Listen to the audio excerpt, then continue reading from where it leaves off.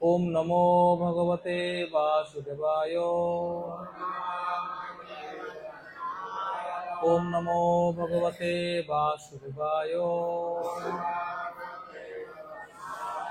ओम नमो भगवते वासुदेवाय। हरे कृष्ण। श्रीमद् भागवतम तृतीय स्कंध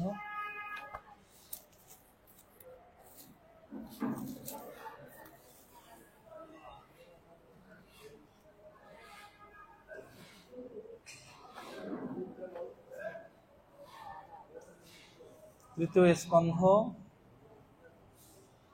19 অধ্যায় শ্লোক নম্বর 1। হিরণ্যাক্ষ বধ এই অধ্যায়ের নাম।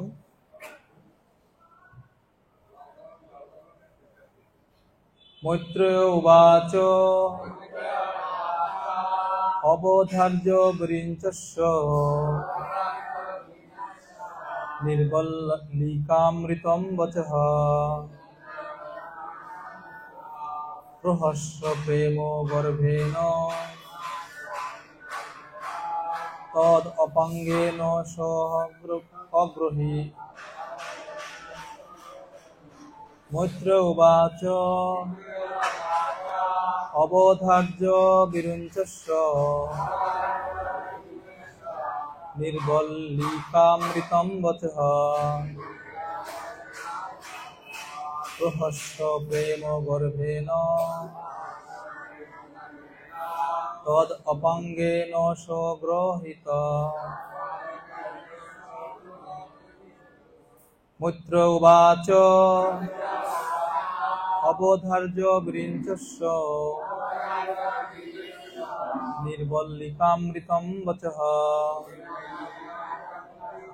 প্রহস্য প্রেম গর্ভেণ তদ অপাঙ্গেন অগ্রহীত। মিত্র উবাচ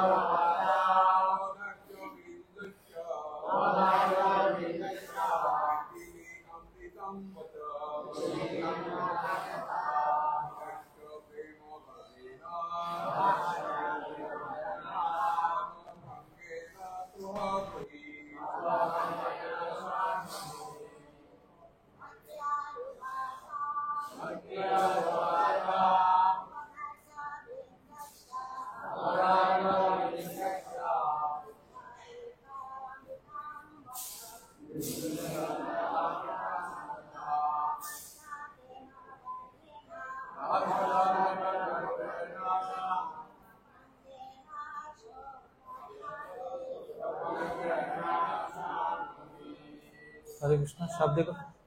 শাব্দিক অর্থ বলুন, বলুন বলুন।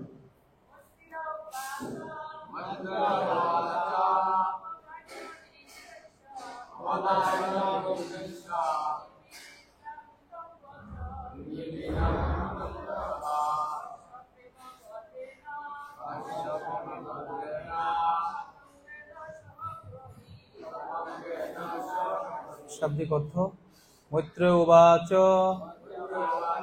মৈত্র বললেন, অবধার্য শ্রবণ করে, বৃঞ্চস্য শ্রী ব্রহ্মার, নির্বলিক সমস্ত পাপ থেকে মুক্ত, অমৃতম অমৃতময়, বচঃ বাণী, প্রহস্য হাস্য সহকারে, প্রেম গর্ভেণ প্রেমপূর্ণ, তৎ সেই বাণী, অপাঙ্গেন কটাক্ষ দ্বারা, স পরমেশ্বর ভগবান অগ্রহীত গ্রহণ করেছিলেন। অনুবাদ অনুবাদ সকলে কৃপা করে বলবেন। শ্রী মৈত্রেয় বললেন, সৃষ্টিকর্তা ব্রহ্মার সেই নিষ্কপট এবং অমৃতের মতো মধুর বাণী শ্রবণ করে ভগবান আন্তরিকতার সঙ্গে হেসেছিলেন এবং প্রেমপূর্ণ দৃষ্টিপাতের দ্বারা তার সেই প্রার্থনা স্বীকার করেছিলেন। তাৎপর্য শিলা প্রভুপাদ কি জয়। নির্বল্লিক শব্দটি অত্যন্ত তাৎপর্যপূর্ণ। দেবতা অথবা ভগবত ভক্তের প্রার্থনা সব রকম পাপময় উদ্দেশ্য থেকে মুক্ত, কিন্তু অসুরদের প্রার্থনা সবসময় পাপময় উদ্দেশ্যে পরিপূর্ণ। হিরণ্যাক্ষ ব্রহ্মার বরে শক্তিশালী হয়েছিল এবং তার পাপময় উদ্দেশ্যের জন্য বর লাভ করার পর সে প্রচন্ড বিশৃঙ্খলার সৃষ্টি করেছিল। অসুরদের প্রার্থনার সঙ্গে ব্রহ্মা অথবা অন্যান্য দেবতাদের প্রার্থনার তুলনা করা যায় না। দেবতাদের উদ্দেশ্য হচ্ছে পরমেশ্বর ভগবানের প্রসন্নতা বিধান করা। তাই ভগবান স্মিত হাস্য সহকারে সেই দৈত্যকে হত্যা করার প্রার্থনা স্বীকার করেছিলেন। অসুরেরা কখনই পরমেশ্বর ভগবানের প্রশংসা করার ব্যাপারে আগ্রহী নয়, কেননা ভগবান সম্বন্ধে তাদের কোনো রকম জ্ঞান নেই। তাই তারা দেবতাদের শরণাপন্ন এবং ভগবদ গীতা এর নিন্দা করা হয়েছে। যে সমস্ত ব্যক্তি পাপময় কার্যকলাপের উন্নতি সাধনের জন্য দেবতাদের কাছে প্রার্থনা করে তাদের সম্পূর্ণরূপে বুদ্ধিহীন বলে বিবেচনা করা হয়েছে। অসুরেরা তাদের সমস্ত বুদ্ধিমত্তা হারিয়ে ফেলেছে, কেননা তারা জানে না তাদের প্রকৃত স্বার্থ কি। এমনকি তারা যদি পরমেশ্বর ভগবানের সম্বন্ধে তথ্য লাভ করেও তবুও তারা তার অনুগত হতে চায় না। তাদের পক্ষে ভগবানের কাছ থেকে ইপ্সিত বর লাভ করা সম্ভব নয়, কেননা তাদের সমস্ত উদ্দেশ্য হচ্ছে সর্বদা পাপময়। কথিত আছে যে বঙ্গদেশে ডাকাতেরা অন্যের সম্পদ লুণ্ঠন করার পাপময় উদ্দেশ্য সাধনের জন্য কালী পূজা করত, কিন্তু তারা কখনো বিষ্ণু মন্দির যেত না, কেননা বিষ্ণুর কাছে প্রার্থনা করলে তাদের কার্য ব্যর্থ হওয়ার সম্ভাবনা ছিল। তাই দেবতা অথবা পরমেশ্বর ভগবানের ভক্তদের প্রার্থনা সর্বদাই সব রকম পাপময় উদ্দেশ্য থেকে মুক্ত। ছিল প্রভুপাদ কি হরে কৃষ্ণ ভক্তবৃন্দ। তা আমরা অনুবাদ আবার দেখছি। মৈত্র মুনি বললেন, সৃষ্টিকর্তা ব্রহ্মার সেই নিষ্কপট এবং অমৃতের মতো মধুর বাণী শ্রবণ করে ভগবান আন্তরিকতার সঙ্গে হেসেছিলেন এবং প্রেমপূর্ণ দৃষ্টিপাতের দ্বারা তার সেই প্রার্থনা স্বীকার করেছিলেন।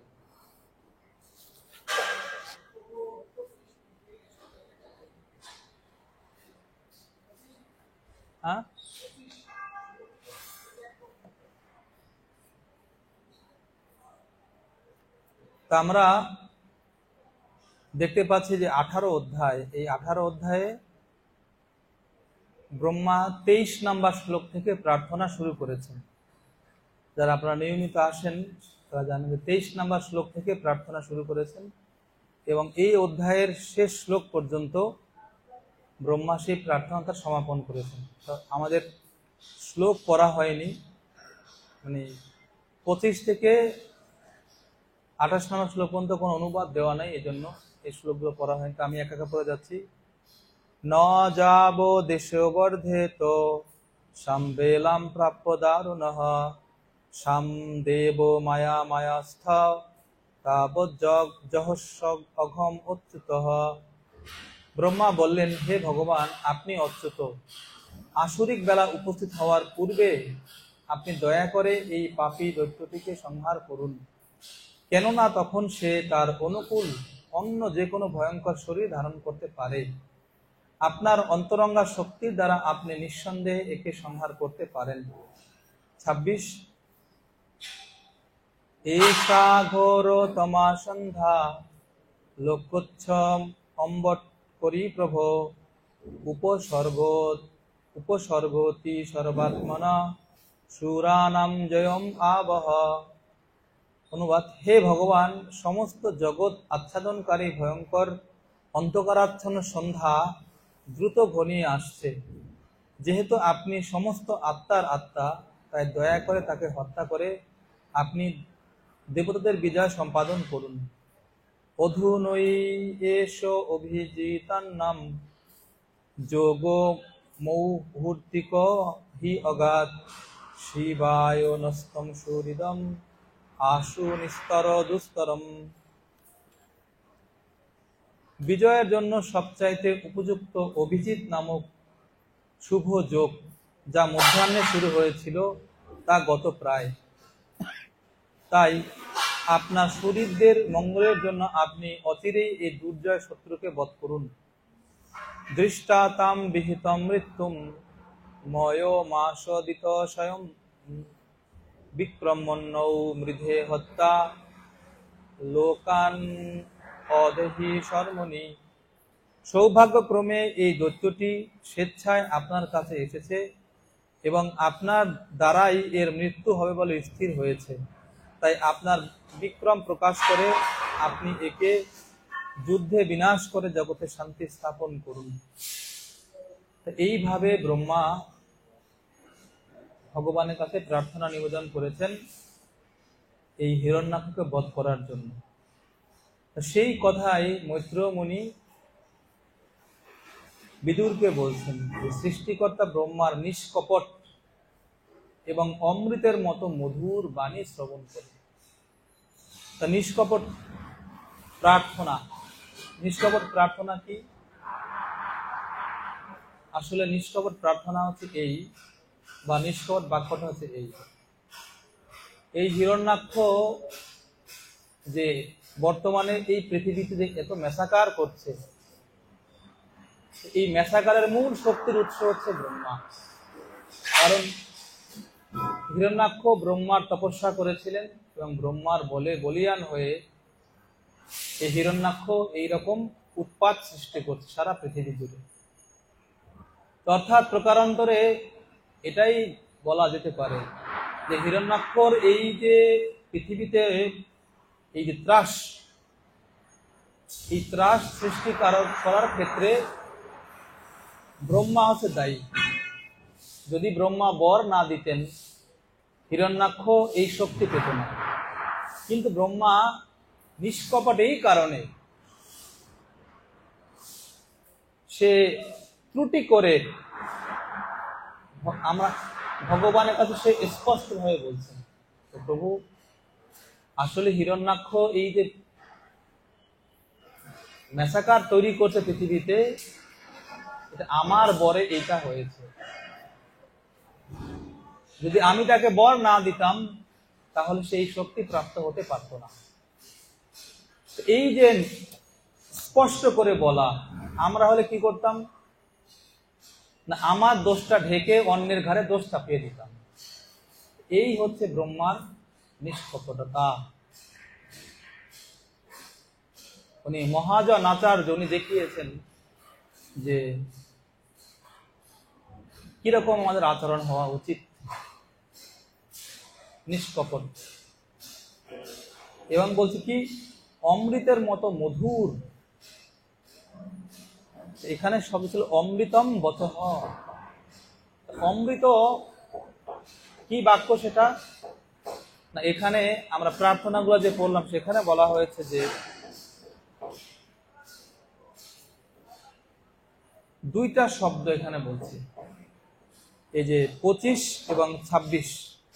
ব্রহ্মা বলছে, হে প্রভু, হে ভগবান, আপনি অচ্যুত। আসরিক বেলা উপস্থিত হওয়ার পূর্বে আপনি দয়া করে এই পাপী দৈত্যটিকে সংহার করুন, কেননা তখন সে তার অনুকূল অন্য কোনো ভয়ঙ্কর শরীর ধারণ করতে পারে। তাহলে এখান থেকে বোঝা যাচ্ছে যে ব্রহ্মা একদিক থেকে যেন ভিতরে ভিতরে ভয় পাচ্ছে। কি ভয়? যদি আসরিক বেলা উপস্থিত হয়, আসরিক বেলা উপস্থিত হয়, তখন অসুরদের শক্তি বৃদ্ধি পায়। আর অসুরদের শক্তি বৃদ্ধি পাওয়ার ফলে এই যে দুর্জয়, এখানে উনি শেষ শ্লোকে বলছিলেন দুর্জয় অসুরকে বধ করুন। অর্থাৎ এই অসুরকে জয় করাটা অত্যন্ত কঠিন। একে তো দুর্জয়, যদি তার আসরিক মুহূর্তের উদয় হয় তাহলে তাকে বধ করাটা কঠিন হয়ে যাবে। আসলে এই শ্লোকের দ্বারা ব্রহ্মার ভগবানের প্রতি কিরকম প্রীতি, কিরকম প্রেম তার মানে ইঙ্গিত পাওয়া যাচ্ছে। ব্রহ্মা ভুলে গিয়েছেন যে ভগবান হচ্ছেন স্বয়ং কাল, কালো অস্মি। ভগবান ভগবদ্গীতায় বলছেন একাদশ অধ্যায় বিশ্বরূপ দর্শন দিকে, আমি হচ্ছি ভয়ঙ্কর কাল। ভগবান কৃষ্ণ দেখিয়েছেন কাল রূপিণী সব কিছুকে গ্রাস করতে। কিন্তু ব্রহ্মার এই প্রেমের এই স্বভাব, যে ভগবানের এই যে শক্তি ব্রহ্মা ভুলে গিয়েছে, আর ভুলে গিয়ে ভগবানের সুরক্ষার কথা চিন্তা করছেন ব্রহ্মা। আর চিন্তা করে বলছেন, প্রভু এই আসরিক মুহূর্ত আসার আগেই আপনি এই অসুরকে বধ করুন। কারণ হচ্ছে কি, যখন সন্ধ্যা ঘনিয়ে আসবে, আসরিক সময় আসবে, তখন এই অসুর অত্যন্ত মায়াবী, আর যে কোনো রূপ মায়াবী রূপ ধারণ করতে পারবে। তখন আপনার পক্ষে একে বধ করা কঠিন হয়ে যাবে। তাকে দুর্জয় শত্রু, তাই আপনি একে বধ করুন। আসলে এই হচ্ছে প্রেমের স্বভাব, শুদ্ধ ভক্তির স্বভাব। শুদ্ধ ভক্তির স্বভাব হচ্ছে, কৃষ্ণদাস কবিরাজ গোস্বামী চৈতন্য চরিতামৃত গ্রন্থে বলছেন যে কৃষ্ণ হচ্ছেন সকলের পালক।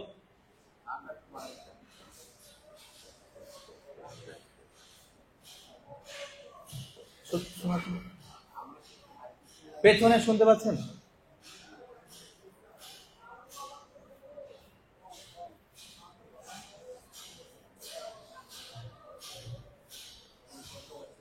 ব্রহ্মা হচ্ছে মানে চৈতন্য চরিতামৃত গ্রন্থে বলছেন কৃষ্ণ হচ্ছে সমস্ত জীবের পালক, কিন্তু উনি বৃন্দাবনে পালিত হতে পছন্দ করেন। অর্থাৎ যশোদামা আদি সমস্ত ব্রজবাসীর দ্বারা লালিত পালিত উনি খুব আনন্দ অনুভব করেন।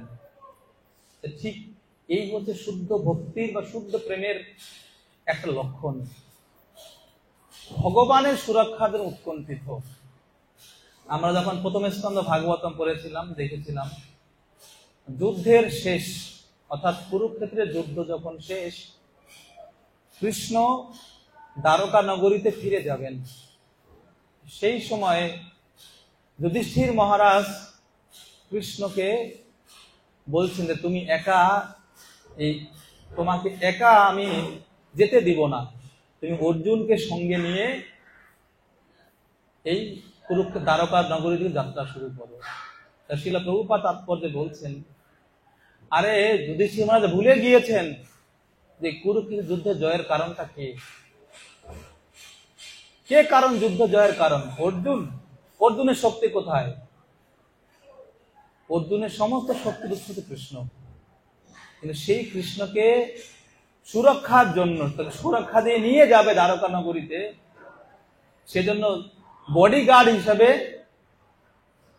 কাকে পাঠাচ্ছেন? অর্জুনকে পাঠাচ্ছেন। এটাই হচ্ছে প্রেমের লক্ষণ। তা ঠিক এখানে আমরা দেখতে পাচ্ছি ভগবান স্বয়ং কালস্বরূপ এবং উনি হচ্ছেন অজেয়। ওনাকে কোনো ব্যক্তি পরাস্ত করতে পারবেন না। সামান্য হিরণ্যকশিপু তো কিছুই না, কিন্তু প্রেমী ভক্তদের এইরকম স্বভাব। কি স্বভাব? যেন কৃষ্ণের অনিষ্ট না হয়, ভগবানের যেন কোনো ক্ষতি না হয়। এই ব্রহ্মার এই প্রেমের লক্ষণ দেখে ভগবান অত্যন্ত প্রসন্ন হয়েছেন, অত্যন্ত প্রসন্ন হয়েছেন। এবং প্রসন্ন হয়ে ভগবান তার দিকে, এখানে মূল শব্দ ছিল প্রেম গর্ভেন, রহস্য প্রেম গর্ভেন। এই প্রেম পূর্ণ দৃষ্টিপাতের দ্বারা ব্রহ্মা যে প্রার্থনা এতক্ষণ ধরে করেছিলেন, 22 থেকে শুরু করে এই 18 অধ্যায়ের 22 নম্বর শ্লোক 28 নম্বর শ্লোক পর্যন্ত সেই প্রার্থনাকে স্বীকার করেছেন। অর্থাৎ ব্রহ্মার এই যে প্রার্থনা, কি প্রার্থনা, এই অসুরকে বধ করুন, তা ভগবান তার দৃষ্টিটা দ্বারা ইঙ্গিত করলেন, তোমার অ্যাপ্লিকেশন অ্যাকসেপ্টেড, আমি একে বধ করব। এই হচ্ছে এই শ্লোকের অর্থ। এখানে খুব গুরুত্বপূর্ণ একটা বিষয় প্রভুপাদ লিখেছেন, যে প্রার্থনা, কার প্রার্থনা স্বীকার করেন, কার? এখানে দুইটা শর্ত বলছে, কিন্তু আমাদের ভক্তিবিনোদ ঠাকুর একটা পদে লিখেছেন যে তাহারও প্রার্থনা শুনে শ্রীনন্দ কুমার। কার প্রার্থনা? হ্যাঁ, ওই যে 6টা অঙ্গ, দৈন আত্ম গো তৃপ্তে বরণ অবশ্য রক্ষিবে কৃষ্ণ বিশ্বাস পালন, সরঙ্গ শরণাগতি হইবে যাহার, তাহারও প্রার্থনা শুনে শ্রীনন্দ কুমার। এই 6টা কোয়ালিটি, 6টা মানে সরঙ্গ শরণাগতি, দৈন্য আত্মনিধন গোতৃপ্তে বরণ অবশ্য রক্ষিবে কৃষ্ণ বিশ্বাস পালন, ভক্তি অনুকূল কার্য কার্যের স্বীকার, ভক্তি প্রতিকূল কার্য বর্জন অঙ্গীকার। এই 6 শরণাগত হবে, তার প্রার্থনা এই নন্দ কুমার কৃষ্ণ উনি শুনবেন। যাদের এই প্রার্থনা, এই সরঙ্গ শরণাগতি, তাদের প্রার্থনা কৃষ্ণ শোনেন,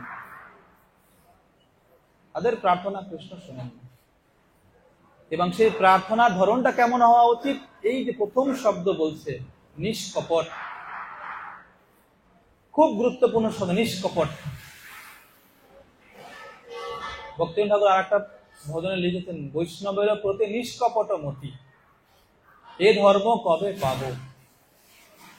কলিযুগে নিষ্কপট হওয়াটা খুব কঠিন। কারণ কি না, প্রতিষ্ঠার বাসনা আমাদের এত মাত্রায় আছে যে নিষ্কপট হওয়াটা খুবই কঠিন। বাইরে ভাব দেখাচ্ছে, ফোন করে বলে, প্রভু কে বলছেন? আমি তো আপনার দাস, চরণের দাস। তা আমি হলে বলি, কয় নাম্বার দাস? আর ওখান থেকে রেসপন্স আসে না। দাস হওয়া এত সহজ না, মুখে শুধু বলা সহজ, দাস সহজ। এই কপটতার কারণে আমাদের প্রার্থনাটা নিষ্কপট হয় না। আর কপটতা সম্বন্ধে মনোশিক্ষা গ্রন্থে শিলা দাস গোস্বামীপাদ বলছেন যে কপটতা হইলে দূর, প্রবেশ হয়ে প্রেমের পুর। যে কপটতা দূর না হয়, প্রেম ভক্তির রাজ্যে প্রবেশ সম্ভব না। সবচেয়ে বড় শত্রু হচ্ছে কপটতা, সবচেয়ে। ব্রহ্মার এই নিষ্কপট প্রার্থনা ভগবান খুব প্রসন্ন করেছে। আর ব্রহ্মার এই যে উদ্দেশ্য, কপট নিষ্কপট কি প্রভুপাদ এখানে বলছেন যে প্রার্থনার ধরন একটা হচ্ছে জীবের মঙ্গলের জন্য, আর একটা নিজের মঙ্গল, নিজের স্বার্থের জন্য। যখন নিজের স্বার্থের জন্য প্রার্থনা করা হবে, যদি ভগবত ভক্তি কেন্দ্রিকা, তাহলে সমস্যা নেই। যখন ইন্দ্রিয় তর্পণের বিষয়ে প্রার্থনা আসবে, তখন সেই প্রার্থনাকে বলা হয় পাপময় প্রার্থনা। প্রভুপাদ এই নির্বল্লিকম শব্দের মাধ্যমে বোঝাচ্ছে যে দেবতাদের প্রার্থনা আর অসুরদের প্রার্থনার মধ্যে বিশাল পার্থক্য আছে। ভগবত ভক্ত বা দেবতাদের প্রার্থনার উদ্দেশ্য হচ্ছে কি, মানে জগৎবাসীর মঙ্গলের জন্য। তো ব্রহ্মা এই যে প্রার্থনা করছেন, উনি নিজের জন্য করছেন না। ব্রহ্মা প্রার্থনা করছেন জগতের সমস্ত জীবের মঙ্গলের জন্য। কিন্তু আমরা দেখছি হিরণ্যকশিপু যখন তপস্যা করেছিল, প্রার্থনা করেছিল কার কাছে? পিতামহ ব্রহ্মার কাছে। তখন সেই উদ্দেশ্য কি ছিল? নিজের স্বার্থ, নিজের ইন্দ্রিয় তর্পণের উদ্দেশ্যে। এই ধরনের প্রার্থনাকে ভগবত গীতাতে নিন্দা করা হয়েছে। প্রভুপাদ বলছে কেন না, এই প্রার্থনার উদ্দেশ্য হচ্ছে নিজের ইন্দ্রিয় তর্পণ। আর এই ইন্দ্রিয় তর্পণের মাধ্যমে এর ফলাফলটা কি না, আমাদেরকে এই 84 লক্ষ প্রজাতির শরীরে ঘুরে বেড়াতে হয়। সেই জন্য এই এই সমস্ত প্রার্থনা এটাকে বলছে যারা করেন তাদেরকে বলছে বুদ্ধিহীন বলছেন। কারণ হচ্ছে কি না, মনুষ্য দেহের উদ্দেশ্য ইন্দ্রিয় তর্পণ করা নয়। ভগবান ঋষভদেব তার পুত্রদেরকে বলছেন যে মনুষ্য দেহের উদ্দেশ্য কি। মনুষ্যদের উদ্দেশ্য হচ্ছে কি, তপস্যা করে ভগবানকে লাভ করা। এই জন্য মনুষ্য দেহ। যে সমস্ত জীবেরা দুর্লভ এই মনুষ্য শরীর পাওয়ার পরেও আমরা এই মনুষ্য শরীরের সৎ ব্যবহার না করে শুধু ইন্দ্রিয় তর্পণ করার উদ্দেশ্যে আমরা এই ভোগ বিলাসে মত্ত হয়ে প্রার্থনা করছি, বিভিন্ন দেব দেবতা শরণাগত হচ্ছি, এই জন্য আমরা আমাদের দুর্লভ মনুষ্য শরীরটাকে শুধু হেলায় হারাচ্ছি। সেই সমস্ত ব্যক্তি এই জন্য বুদ্ধিহীন। কারণ যদি হীরা দিয়ে কোনো ব্যক্তি হীরার গুরুত্ব না বুঝে কাঁচের টুকরা মনে করে তাকে তা দিয়ে জুতা সেলাই করার কাজে লাগায়, সে নিশ্চয়ই বুদ্ধিমান নয়। ঠিক এই অমূল্য এই মনুষ্য শরীর, এই শরীর যদি ভোগ বিলাসে রাখি এবং মত্ত রাখার জন্য রাখি এবং আমরা সেই উদ্দেশ্যেই প্রার্থনা করি, তাহলে সেই ব্যক্তি ঠিক হীরাকে পেয়েও হীরার গুরুত্ব বা হীরার মূল্য না বোঝার মতো। এই জন্য ভগবান ভাগবত বলছেন যে আমাদের কি করা উচিত, যদি কামনাও থাকে, অকাম সর্বকাম মোক্ষ কাম উদারধি তীব্রেণ ভক্তি যোগেন পরম পুরুষ। এই ভগবান এখানে বল, যদি যে কোনো কামনা বাসনা থেকে থাকে তারপরেও আমাদের ভগবানের কাছে আসা উচিত। কেন না, ভগবান হচ্ছে অত্যন্ত বুদ্ধিমান। চৈতন্য গ্রন্থে বলছেন, মুই বিজ্ঞ এই মূর্খে বিষয় কেনে দিব, সচরণামৃত বিষয় ভুলাইব। ভগবানের স্বভাবটা হচ্ছে কি, মুই বিজ্ঞ, আমি হচ্ছে বিজ্ঞ। আর যে সমস্ত ব্যক্তিরা এই মনুষ্য শরীর পাওয়ার পরেও সেটাকে সদ্ব্যবহার করে না, তারা হচ্ছে মূর্খ। অথবা ভক্তি করতে এসেও, আমার ভজন করতে এসেও যারা শুধু তাদের ইন্দ্রিয় শুদ্ধির জন্য প্রার্থনা করে, প্রভু এটা দাও ওটা দাও, তাদেরকেও মূর্খ বলছেন। কিন্তু এই সমস্ত ব্যক্তিরা ওই সমস্ত ব্যক্তি থেকে আরো বেটার, তারা ভগবানের কাছে এসেছে। সেই সমস্ত ব্যক্তির জন্য সুবিধা হচ্ছে কি, বলছে মুই বিজ্ঞ এই মূর্খে বিষয় কেনে দিব, যে আমি অত্যন্ত বিজ্ঞ, তারা মূর্খ, কেন বিষয় দিব কেন আমি। এইখানে হচ্ছে ভগবানের করুণা, এইখানে হচ্ছে ভগবানের করুণা। প্রভুপাদ এখানে উদাহরণ দিয়েছিলেন যে বঙ্গদেশে ডাকাতেরা যখন ডাকাতি করতে যাবেন, তারা কি করতেন, মা কালীর পূজা করতেন, যেন তারা ডাকাতি করতে সফল হন, ব্যর্থ না হন। ভাগবতম আমরা পাবেন, মহারাজ ভরতের কাহিনীতে পাবেন, সেইখানে আমরা দেখতে পাই ভরত মহারাজকে যে কি বলে বলি দেওয়ার জন্য ডাকাত দল এসেছে, তারা কি না মা কালীর উদ্দেশ্যে পূজা করার জন্য তারা এসেছিল। এই সমস্ত ব্যক্তিরা তারা কি করেন, যারা বিষ্ণু মন্দিরে আসেন না, কারণটা কি, কি কারণ, কেন মা কালীর মন্দিরে যান? কারণটা হচ্ছে এই জায়গাতে যে ভগবান বলছেন মুই বিজ্ঞ এই মূর্খে বিষয় কেনে দিব। কারণ যদি ভগবানের কাছে আসে আর ভগবানের যদি কৃপা দৃষ্টি হয়, তাহলে ডাকাতি করা ছেড়ে দিবে। এই হচ্ছে ভগবানের স্পেশাল করুণা। ঠিক এখানে আমরা দেখতে পাচ্ছি ভগবান এই ব্রহ্মার এই প্রার্থনা, নিষ্কপট প্রার্থনা, অত্যন্ত প্রসন্ন হয়েছেন এবং প্রসন্ন হয়ে ব্রহ্মার প্রতি রেসপন্স করছেন, রেসিপ্রোকেট করছেন, হ্যাঁ তোমার প্রার্থনাকে আমি অ্যাকসেপ্ট করে নিলাম, তোমার প্রার্থনাকে আমি অ্যাকসেপ্ট করে নিলাম, আমি ঠিক এই রাতের মধ্যেই এই অসুরকে আমি বধ করব। এই হচ্ছে এই শ্লোকের কথা। তো এই শ্লোক শ্লোক থেকে কয়েকটা বিষয় খুব গুরুত্বপূর্ণ। একটা বিষয় হচ্ছে যে প্রার্থনা, আমরা যে কেউ প্রার্থনা নিবেদন করতে পারি, কিন্তু প্রার্থনা শুনবেন কি শুনবেন না সেটা কিসের উপর নির্ভর করছে? ভগবানের উপরে। ভগবান কার প্রার্থনা শুনবেন? যার এই সরঙ্গ শরণাগতি হয়েছে। এখন প্রশ্ন হচ্ছে, আমাদের তো সরঙ্গ শরণাগতি হয়নি, তাহলে কি হবে? সেজন্য যার সরঙ্গ শরণাগতি আছে তার মাধ্যমে প্রার্থনা জানাতে হবে। তার প্রমাণটা কি? আপনারা দেখবেন এই শিব ঠাকুরের মন্দির, ওখানে কি থাকে? নন্দী থাকে। নন্দীর মাধ্যমে প্রার্থনা নিবেদন করতে হয়। অথবা বিষ্ণু মন্দিরে গরুর দেব থাকেন, এর সিম্বলাইজেশন হচ্ছে কি? যারা ভগবানের প্রিয় সেই ভক্তের মাধ্যমে ভগবানের কাছে প্রার্থনা নিবেদন করতে হয়।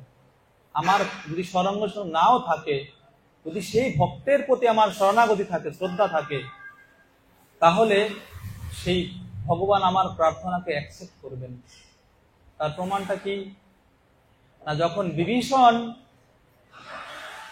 এসেছিলেন যুদ্ধের আগে, কোথায়? ভগবান শ্রী রামচন্দ্রের কাছে। কেউ বিভীষণকে অ্যাকসেপ্ট করতে চাচ্ছিল না। যখন হনুমান বলছেন প্রভু আপনি একে অ্যাকসেপ্ট করুন, তখন ভগবান শ্রী রামচন্দ্র নিষ্কপটে তাকে গ্রহণ করেছেন। এই জন্য প্রার্থনা নিবেদন করার পদ্ধতি হচ্ছে কি? না, ভগবানের শুদ্ধ ভক্ত, এই শুদ্ধ ভক্তের মাধ্যমে প্রার্থনা ভগবানকে জানাতে হবে, তাহলে এই প্রার্থনা অ্যাকসেপ্টেড হবে, না হলে হবে না। কারণ শরণাগতি আমাদের নেই, সরঙ্গ শরণাগতি। ব্রহ্মা উনি মহাজন, তো ওনার নিষ্কপট প্রার্থনায় ভগবান অত্যন্ত প্রসন্ন হয়ে তার প্রতি এরকম এই কৃপা দৃষ্টির মাধ্যমে তার প্রার্থনাকে উনি মঞ্জুর করে নিলেন। এই হচ্ছে এই শ্লোকের কথা। আজকে হচ্ছে গদাধর পণ্ডিত, তার আবির্ভাব কিরকম আমি জানি না, বৈষ্ণব দেখতে সুযোগ থাকে। এই গদাধর পণ্ডিত হচ্ছেন কে? না, আমাদের যে পঞ্চতত্ত্ব আছে, ভগবান কৃষ্ণ নিজেকে 5 রূপে বিস্তার করে এই কলিযুগে আবির্ভূত হয়েছেন। সেই 5 তত্ত্বের মধ্যে 5 তত্ত্ব কি? পঞ্চতত্ত্ব আত্মকম কৃষ্ণম ভক্তরূপ স্বরূপকম ভক্তাবতারম ভক্তাক্ষম নমামি ভক্ত শক্তিকম। এই ভক্ত শক্তি, এই ভক্ত শক্তির মূর্ত রূপ হচ্ছেন এই গদাধর পণ্ডিত। এই গদাধর পণ্ডিত সামনে গৌর গণদের দীপিকাতে বলা হয়েছে উনি হচ্ছেন সেই দাপরদিকে বৃষভানু নন্দিনী শ্রীমতী রাধারানী।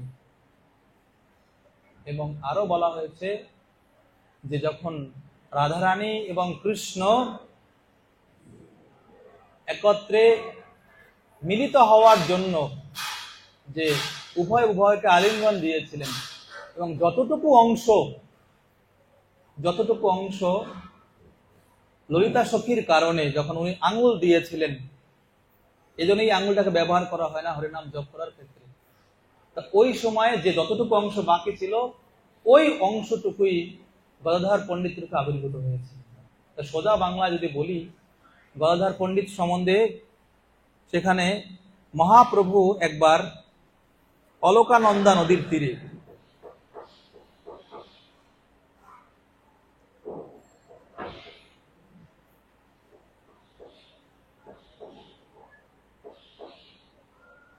অলকানন্দা নদীর তীরে যখন মহাপ্রভু গিয়েছেন, কারা কারা অলকানন্দা গিয়েছেন গৌরমণ্ডল পরিক্রমা গদ্রুম দিতে, ওখানে অলকানন্দা নদীর তীরে যে বন আছে সেইখানে মহাপ্রভু একবার এই গদাধর পণ্ডিতকে নিয়ে উনি গিয়েছিলেন।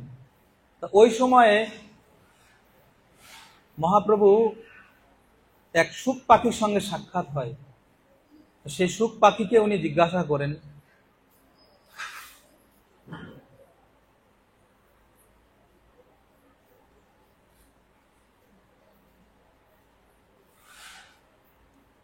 যে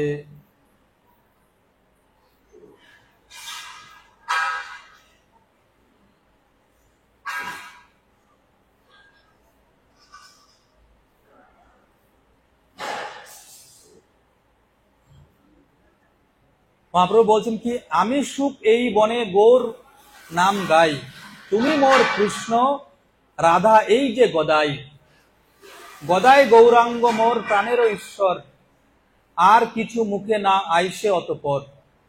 প্রভু বলে আমি রাধা কৃষ্ণ উপাসক, অন্য নাম শুনিলে আমার হয় শোক। এত বলি গদাইয়ের হাতটি ধরিয়া, মায়াপুরে ফিরে আইল সুখেরও ছাড়িয়া। গদাধর পণ্ডিত উনি যে কে তার পরিচয় সুখ পাকে দিচ্ছেন। কি বলছেন? তুমি মোর কৃষ্ণ, রাধা এই গদাধর। তো মহাপ্রভু এই সুখ পাখির মাধ্যমে এইভাবে পরিচয় দিয়েছেন। এই রাধারানী এই কলিযুগে উনি গদাধর পণ্ডিত রূপে, আমাদের অত্যন্ত সৌভাগ্য যে এই বঙ্গদেশে যে চট্টগ্রাম, এই চট্টগ্রামে যে বেলেটি নামক গ্রাম আছে, সেই গ্রামে উনি আবির্ভূত হয়েছেন। ওনার বাবার নাম হচ্ছে মাধব মিশ্র, মায়ের নাম হচ্ছে রত্নাবতী দেবী। রত্নাবতী দেবী এই গদাধর পণ্ডিত উনি খুব অল্প বয়সে উনি এই চট্টগ্রাম থেকে চলে গিয়েছিলেন নবদ্বীপে মাতুলালয়ে, মামার বাড়িতে। সেখানে উনি বড় হচ্ছিলেন। মহাপ্রভুর সমবয়সী প্রায়, একসঙ্গে ওনারা এই টোলে পড়াশোনা করতেন। টোলে পড়াশোনা করার সময় মহাপ্রভু পুরো বিপরীত, উনি হচ্ছেন অত্যন্ত অস্থির চঞ্চল মহাপ্রভু, আর ঠিক বিপরীত গদাধর পণ্ডিত অত্যন্ত ধীর স্থির এবং কৃষ্ণ ভক্তি পরায়ণ। ছোটবেলা থেকেই উনি বৈরাগ্যবান ছিলেন এবং সবসময় কৃষ্ণ চিন্তায় মগ্ন থাকতেন। কিন্তু গদাধর মানে মহাপ্রভু তার বিপরীত। আপনারা জানেন কত চঞ্চল প্রকৃতির ছিলেন। তাই একদিন মহাপ্রভু যখন এই পিতৃদেবের শ্রাদ্ধ অনুষ্ঠান করার জন্য বা পিণ্ডদান করার জন্য গয়াতে গিয়েছিলেন, এই গয়াতে গিয়ে ওনার সঙ্গে দর্শন হয় মাধব ঈশ্বরপুরীপদের সঙ্গে সাক্ষাৎ হয়। আর ঈশ্বরপুরীর কাছ থেকে উনি দীক্ষা গ্রহণ করে উনি যখন বাড়িতে ফেরেন তখন ওনার আমূল পরিবর্তন। অর্থাৎ দীক্ষা গ্রহণ করার পরে মহাপ্রভু উনি কেন এই জগতে উনি এসেছেন সেই উদ্দেশ্য সফল করার জন্য অত্যন্ত ব্যাকুল হন। সেই উদ্দেশ্য সফল করার জন্য, অর্থাৎ কৃষ্ণ প্রেম প্রকাশ করবেন, তো সেই জন্য উনি এই প্রথম শুরু করেন শ্রীবাস ঠাকুরের বাড়িতে। আর সেটা হয় কি, ঈশ্বরপুরীর কাছ থেকে দীক্ষা গ্রহণ করার পর।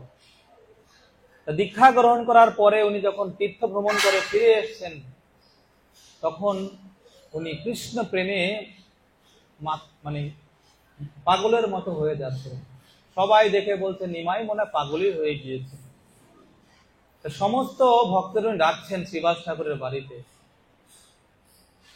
তখন ওইখানে মহাপ্রভুর শ্রীমুখে এই কৃষ্ণ প্রেমের লক্ষণ, উন্মদ লক্ষণ দর্শন করে গদাধর পণ্ডিত উনি মূর্ছা গিয়েছিলেন।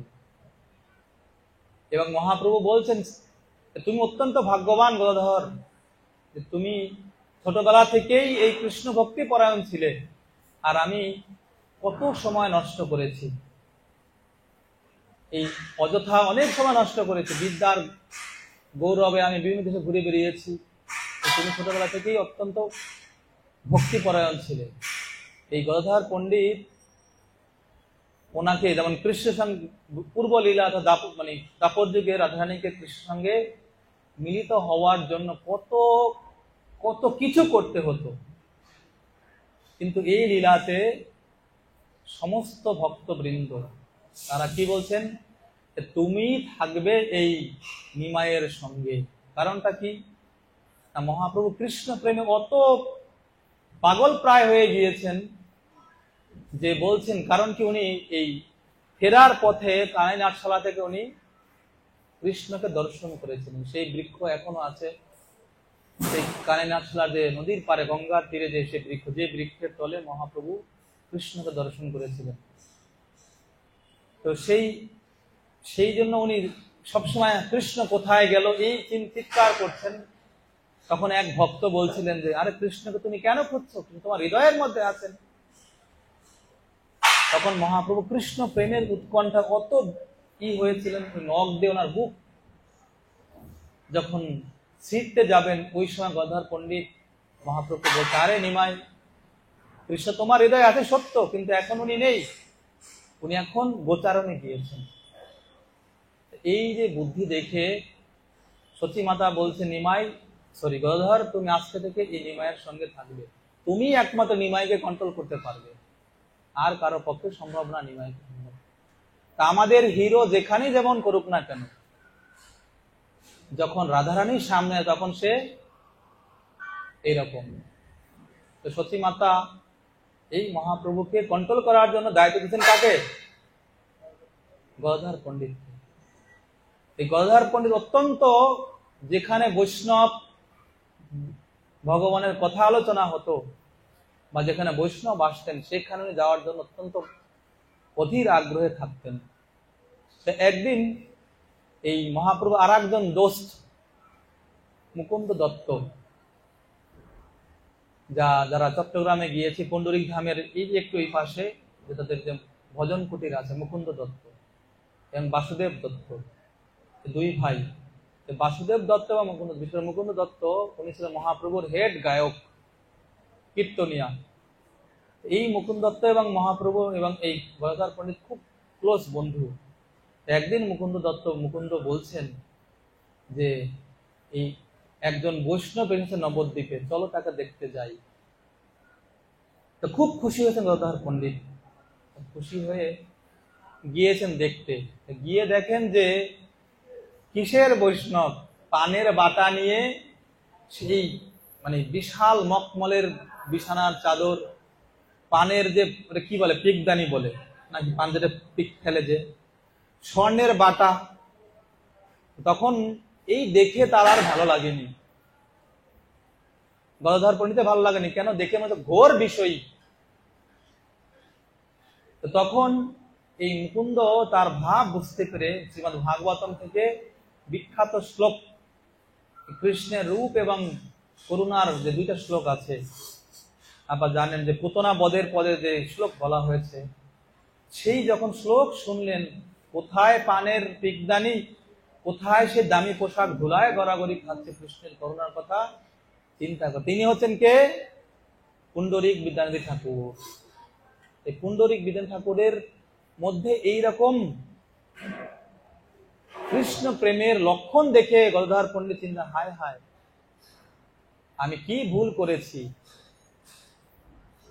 রাধা মাধব গণিতায় ভগবান কি, শিল প্রভুপাদ কি ভুল করেছি। তা আমরা এরকম বিচার করি। আমি একবার শুনছিলাম, যখন আমাদের নিচে অফিস ছিল, এক মাতাজি বলতেছিলেন, যারা সাদা পোশাক পরা ওরা হচ্ছে ছোট বৈষ্ণব, আর যারা লাল পোশাক পরা হচ্ছে বড় বৈষ্ণব, আর যারা বাস হাতে নিতে তারা কোন বৈষ্ণব হবেন? তা আমরা অনেক এরকম বিচার করি, কাপড় দেখে বিচার করি যে কে কত বৈষ্ণব, বড় বৈষ্ণব। গদাধর পণ্ডিতের কাছ থেকে এই শিক্ষাটা নিতে হবে আমাদেরকে।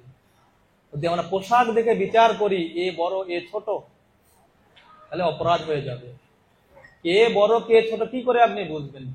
শাস্ত্র বলছে বৈষ্ণব চিনিতে না রে দেবেরও শক্তি, দেবতাদের শক্তি নেই বৈষ্ণবকে চেনার। তা আমরা মনে হয় দেবতা থেকে শ্রেষ্ঠ, তা আমরা এরকম বিচার করি পোশাক দেখে, পোশাক দেখে বিচার করি। এ বড় বৈষ্ণব, এ ছোট বৈষ্ণব। মায়াপুরে কোনো ভক্ত আসলে প্যাকড আপ রুম, বড় বৈষ্ণব ওনারা, আর যারা এখানে থাকেন তারা ছোট বৈষ্ণব। আমাদের অনেক এরকম ভাবনা, যদি ভাবনাটা ঠিক নেই। গদাধর পণ্ডিত তখন বলছেন, হায় হায়, আমার তো অপরাধ হয়ে গেল। কি করা যাবে? অপরাধ মোচনের একটাই উপায়, এই বৈষ্ণবের কাছ থেকে দীক্ষা গ্রহণ করা। কারণ এই জগতে দুইজন ব্যক্তি অপরাধ নেয় না, এক হচ্ছে বাবা আর হচ্ছে গুরুদেব। তার মানে আমরা অপরাধ নেব নাকি, মানে করব? অপরাধ করার কারণে আজকে আমাদের গুরু মহারাজের এই অবস্থা।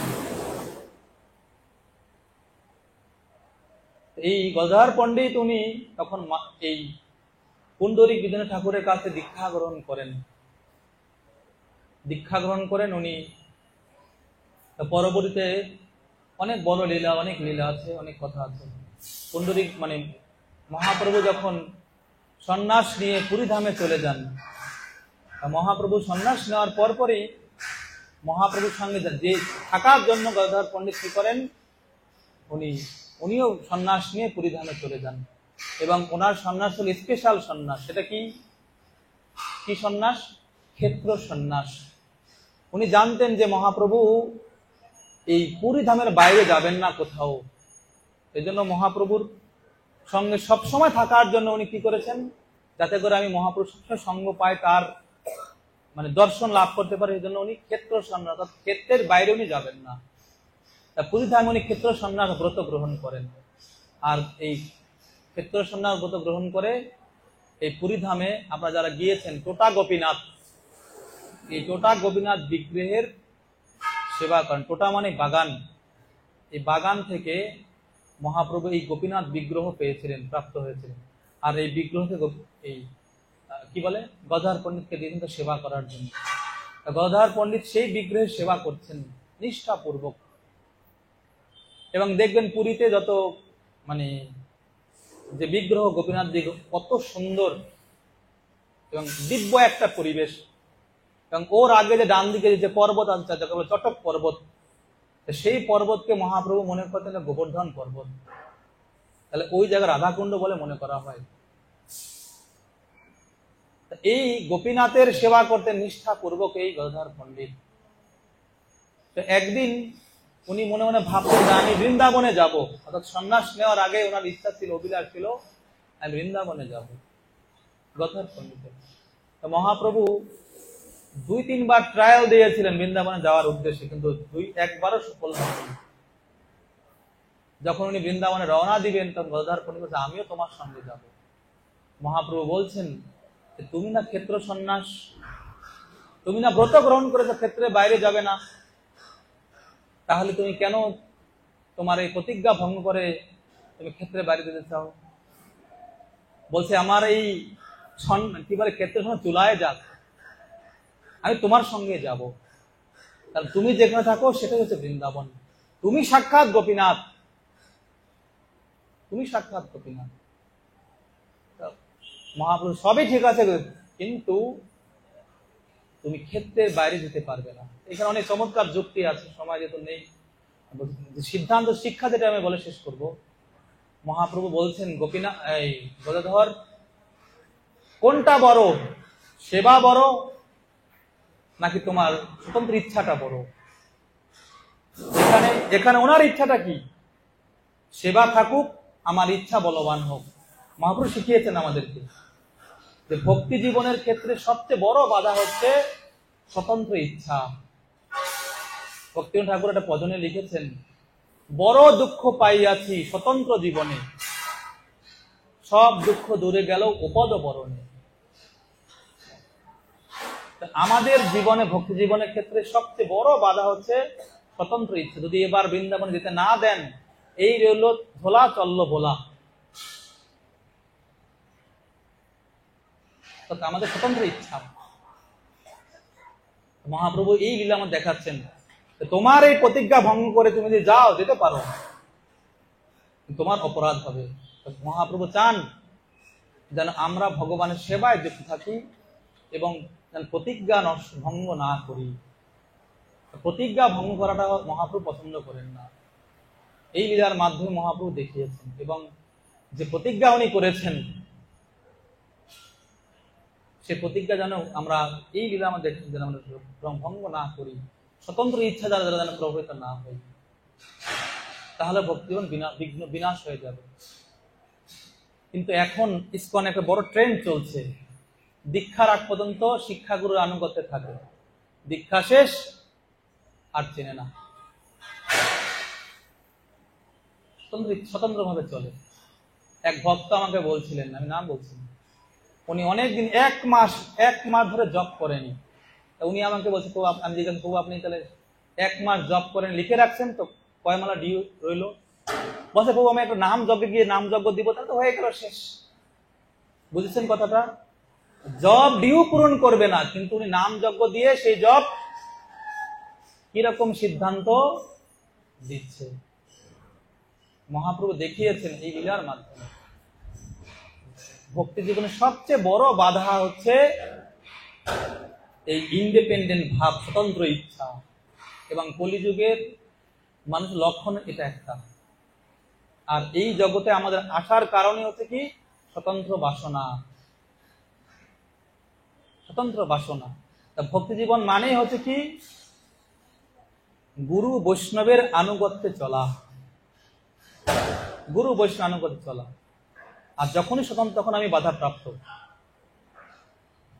এই শিক্ষা এই মহাপ্রভু লীলার মাধ্যমে দিয়েছেন। গদাধর আর অনেক লীলা আছে। উনি প্রতিদিন 3 ঘন্টা ভাগবত পাঠ হতো এই টোটা গোপীনাথে। যার বক্তা ছিল কে? গদাধর পণ্ডিত। শ্রোতা ছিলেন কে? মহাপ্রভু। এরকম অনেক লীলা আছে। সেই গদাধর পণ্ডিতের কথা আমরা প্রার্থনা করবো, যেহেতু উনি স্বয়ং রাধারানীর প্রকাশ, রাধারানী